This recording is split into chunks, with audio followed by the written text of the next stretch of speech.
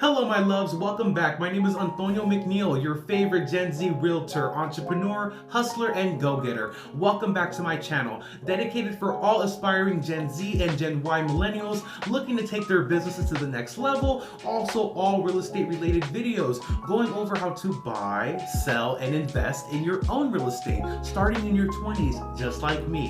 And if you are looking for similar videos like today's video, I would love for you to please like and subscribe. Also, click that notification bell button so you can get updates on when my new videos drop. Welcome to my channel.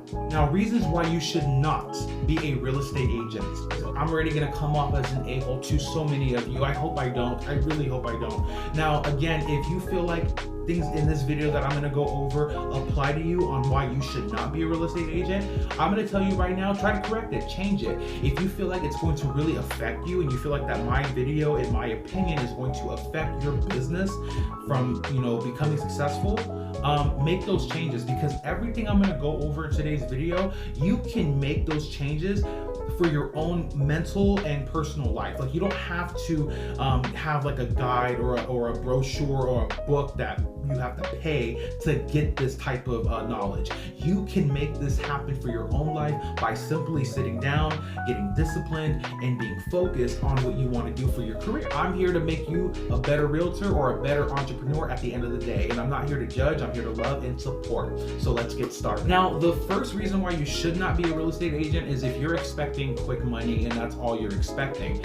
Now, quick money is short-term money, and in real estate, it's all about long-term, at least in my opinion. When you join real estate, you really want to join real estate for the long term, because that's where you make the money. Unless you're flipping properties, which, let's just be real, most of us don't just want to get into real estate to like buy a property and flip it. That's great also, but if you're watching this video, you want to sell properties and buy, properties with clients at multiple times. So if you're just expecting to work with those clients, make quick money, and then just, chill, that doesn't happen. And if it does happen, your business is so chaotic where you might have really good 2 months of 4 deals in 2 months, and you feel like, damn, I got like 40, 50 grand in 2 months and I'm just fucking balling. And then the other 3 months or 4 months, because you were so worried about balling, now you're falling. And your clients have just left you because you're not staying consistent,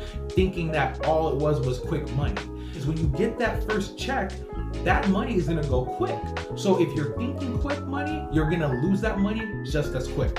There's a lot of realtors out there that are hungry, and they're not just hungry for money, they're hungry for a lot more in life. And they're gonna go and give a great experience to potential buyers and sellers that you have. So you better be on your toes and give a good experience and not just think about the money. Because if you're just thinking about the money too, most likely your clients who you're trying to work with, they're gonna see right through you. You prefer salary over commission. In other terms, security over risk. People join real estate, if they don't get money within like the first year, 6 months sometimes, they quit. Believe it or not, most realtors, I would probably say anywhere from 80 to 90%, they quit real estate within the first 5 years because either they are losing money in real estate and they don't have money coming in to support themselves or their family. Because when you first start off, it's grind work, it's grind hours. There's so many reasons why people quit, that there's a lot of risk when it comes to being in real estate. You don't just have a check that you're gonna come to, you know what I mean, when it comes to having a salary.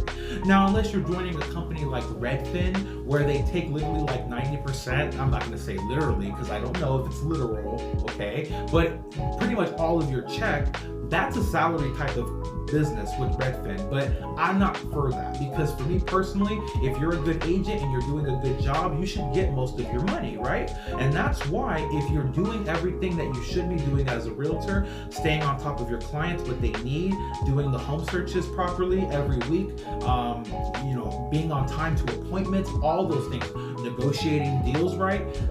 If you're doing everything right, you earn that commission. And that's why your mindset has to also shift if you're considering real estate. Because remember, look at salary as your security. It's security because it's gonna always be there. There might be some people who are joining or wanting to join real estate and they see, well, yeah, I need salary because I have a family. How am I gonna, join real estate and try to make this money? But then there's no guarantee. You have to find a way to either get a part-time job that is not going to affect your daytime or afternoon hours, where all those hours are free in your daytime to focus on real estate. Find a part-time job where you're working after hours, where you're working at midnight to 4 in the morning to 11 a.m. You know what I mean? Find weird hours like that and find a way to keep your full schedule open, because I'm telling you, you don't want to take up your schedule on a salary job trying to make a commission job full time. It's really hard. You do not enjoy communicating or talking with people. I know that sounds so obvious, but God damn, I mean, I go over and talk with a lot of people on a daily basis that want to join real estate, and they are like the worst people to talk to. Like, they're rude, they're abrasive, and whether they're joking, it doesn't really work well when you're dealing with people in real estate, especially when you're dealing with their money and you want to have a certain type of attitude, or you don't want to just talk to people. If you want to just tell a client, if they say, I want to call you at 6:30, but you tell them, no, I'd rather just text you at 7. No, don't do that. And I have people that I've known in my offices that I've worked at that literally tell a client that, and then they wonder why the client doesn't respond to them a week or two later. It's because they found me, and then, you know, I took their client. We'll start finding another realtor. Even if they know you and they're close with you, don't take for granted that your communication skills, if they're poor, that they won't find another realtor. You have to be able to communicate the deal, negotiate the deal, I should say. Get a good deal for your buyer or your seller on what the repairs are going to be like for the buyer or seller. You're going to have to negotiate the good price for your buyer or for your seller. That's part of communicating. It's still possible that you could get business, but it's most likely you're going to have to work with a team that feeds you business, but they're going to take a lot of your money because you're not really putting in the work in that situation, finding the buyer or seller. So again, I'm not saying you won't be successful 100%, but if you don't like talking to people, oh my God, that's going to be really, really weird. Imagine me wanting to do YouTube and I'm not talking to you. You know, look at it like that. It's just weird, like, to do a service like this where you're working with people, you're engaging with people, whether it's YouTube or real estate, and you don't want to communicate or talk. Oh my God, you're good luck. If you have little to no patience. Okay, so let's just get straight to the point. If you don't know how to deal with people, or you are easily annoyed by people if they don't say something or they do something that you may not like, whether it's major or minor, you're gonna have a hard time working with people in their real estate adventures, because again, come from their perspective as a client. If you get real upset or angry when they're trying to understand a process that they've never done before, in most cases with people dealing with real estate, or if they've only done it once or twice in their life, they may not understand things as much as you do, because you're working in real estate 24/7. Clients, they will ask you a repeated question. You're like, I just told you that. If you get impatient because you're getting multiple questions asked again and again and again, the same question, you have to be able to learn to combat that. Like that's like combating your patience with your parents or with your sibling that you don't like. You just gotta bite your tongue because you're gonna get in trouble if you say something wrong. You know what I mean? Like it's just you gotta kind of grow up. You gotta mature yourself to have that patience. Literally had to be on phone calls with clients for 2 hours, because there are some clients who will talk to you about real estate for 15 minutes, but then the other hour and 45 minutes is about their own stress, their own day, their own problems, and you become Dr. Phil.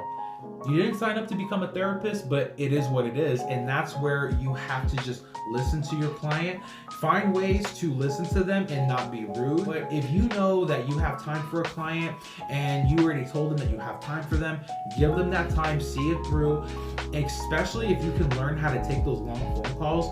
Learn to master long phone calls. If you have no patience, that will be a real good help in the future if you're trying to master patience. This is for anybody to consider.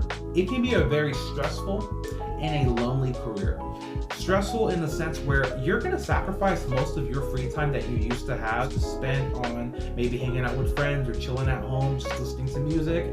That time is now going to be dedicated to boosting up your career, managing, organizing your career, getting it to where it needs to go, right? And then you're also going to start noticing that you don't have time for people that you used to have time for. Those same people are going to start feeling away, or they might start not inviting you places where they thought that you could go, but now that you can't go no more because you're sacrificing your time to real estate, you're starting to feel like people don't love you no more. People don't care about you because they're not inviting you to go have fun. You chose real estate, and in the beginning, if you have no resources or connections, you literally got to start from the bottom. So if you are worried about losing your friends at this time right now, because let's just be real, we went through a pandemic, we went through a crazy year, we're still going through it, we got a lot of mental stress going on, and sometimes we need personal connections. But if you feel like you can't live without people, and even people who are maybe toxic in your life, don't even consider joining real estate if you know that you can't let go. There's just times where you need to have friends, and there's also times where you need to sit down and just get down to work. And when you have people in your life who are not helping you in your business, whether they're helping or they're not helping you, they can just be neutral. Even that's a distraction, because you need to have like-minded people thinking like you in order to get to that next level in life. If you're just dealing with people who are not helping you or just don't care at all, they don't care about their own life, they don't care about their own goals. I know that sounds harsh, but again, if they don't care about what they're doing at that day or for that week or for that year, do you think that they really care about what you're doing and how and what you're trying to do to better your life? I'm not saying that they're trying to live your life, but they should want to be inspired by what you're doing to inspire themselves. You want to kind of create a domino effect with the people that you hang out with. So, but again, these are things that you can change.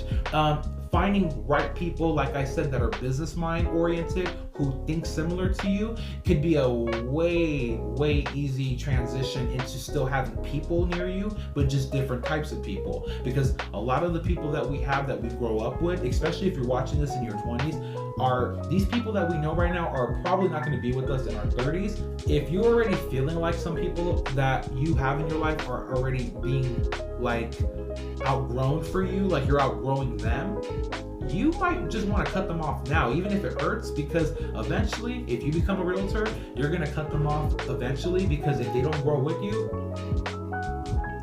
I don't even know what to say. Like they don't go with you. If they don't grow with you, they don't go with you. That's what I'm gonna start saying. So just keep that in mind. And guys, I want to thank you so much for watching this video today. I'm having so much fun making these YouTube videos. And again, this was all based off of my own personal opinion of working in real estate for the last 5 years. If you feel like there is something I did not go over in today's video on the reasons why you should not be a realtor, please comment below, send me a message, and also let me know what I can improve on with these videos as I make them 2 to 3 times a week. That's my goal. And again, thank you for watching, and have an amazing rest of your day.